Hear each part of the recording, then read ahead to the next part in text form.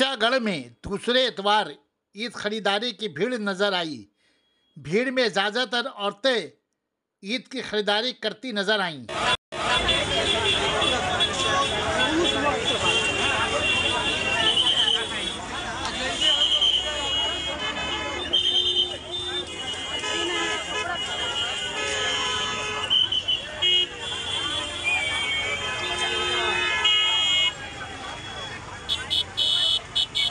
आ रहे हैं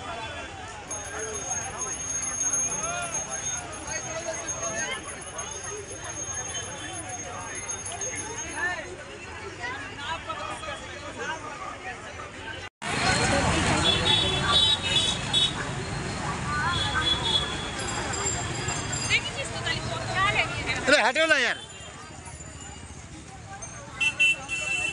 नहीं, तुम लोग नहीं हो। मीडिया में हम लोग को भी दिखा दीजिए।